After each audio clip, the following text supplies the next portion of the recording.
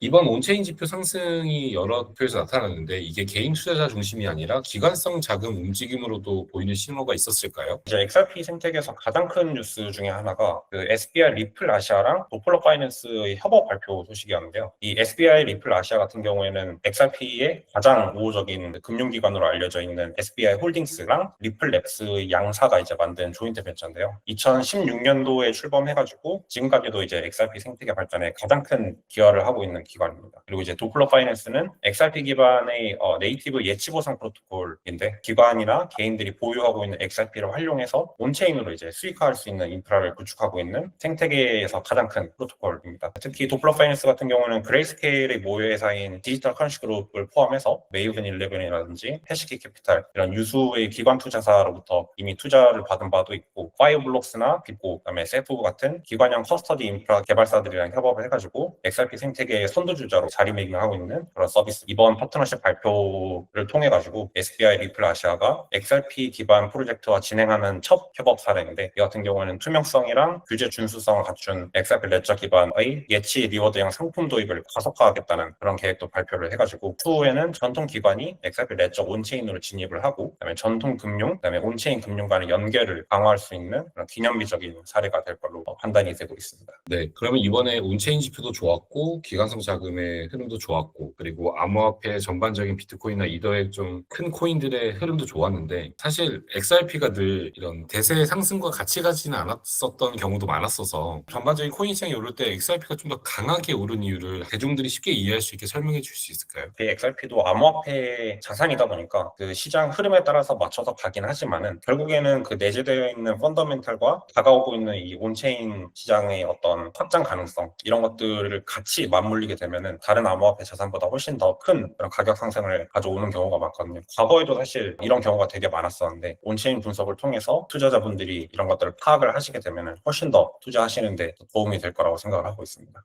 그럼 이번에 좀 암호화폐 상승장이 오랜만에 다시 온 것 같은데 이런 상승이 좀 더 길게 이어질 거라고 보세요? 아니면은 조금 단기적이라고 보시나요? 저도 이제 어떤 트레이더라기보다는 또 이제 그냥 가치 투자자로 봤을 때 최근에 암호화폐 시장은 좀 매크로 영향을 되게 많이 받는다는 느낌이 들었어요. 그래서 사실 이 상승장이 계속 유지되려면은 이 매크로적인 측면에서 좀 받쳐줘야 이 상승장이 좀 더 오래 갈 것 같다라고 생각을 하고 있는데 워낙에 이 세계 증시랑 세계 정세가 되게 좀 변동이 많잖아요. 이걸 사실 예측하기는 좀 어렵다라고 생각을 하고 있습니다. 그래도 제가 개인적으로 봤을 때는 세계 정세라든지 세계 증시가 좀 안정화만 되면은 다시 한번 또 불장이 오지 않을까 그렇게 생각을 하고 있습니다. 그런 바람이기도 하고요. 그러면은 지금 공교롭게 베네수엘라와 미국의 이슈들이 있는 와중에 코인 불장이 또 시작했단 말이에요. 연결점도 상관관계도 있다고 보시나요? 이게 미증시랑 또 되게 커플링이 많이 되어 있는 상황인데 미증시가 원유 공급량 이슈 때문에 또 이제 상승하고 있거든요. 아무래도 이 연관 관계가 되게 강하다고 볼 수가 있는 것이죠. 마지막으로 좀 질문 드리려고 하는데 지금 리플런저드 채널에서 저희가 매일 5만 원씩 DCA 하고 있습니다. 적립식 투자를 하고 있는데 오늘 기준으로 벌써 20%가 훌쩍 갑자기 넘었습니다. 이때 좀 질문 드리고 싶은 게 추천하시는 방식을 한번 말씀 주시면 좋을 것 같아요. 첫 번째, 이제 하락장이 언젠가 또 올 수 있잖아요. 가격은 흔들리면서 올라가니까. 그러니까 좀 하락 국면에서 기존 금액을 유지하면서 적립식 매수를 하는 게 좋을지 아니면은 한 달 전처럼 하락 국면에서는 펀더멘털에 문제가 없고 우리가 가치 투자 관점에서 더 믿음이 굳건하다라면은 오히려 하락 국면에 좀 매수 금액을 늘리면서 가중식 매수를 하는 것도 방법이 아닐까라는 생각도 드는데 DCA 전략 중에서는 어떻게 하는 걸 좀 더 추천해 주시나요? 투자자 성향에 따라서 좀 다르긴 한 건데 저를 포함한 일반 투자자분들이라면은 저점을 맞추는 건 되게 어렵다라고 생각을 하고 있어요. 제가 이제 추천드리는 거는 항상 이제 지속적으로 펀더멘탈을 체크를 하고 장기간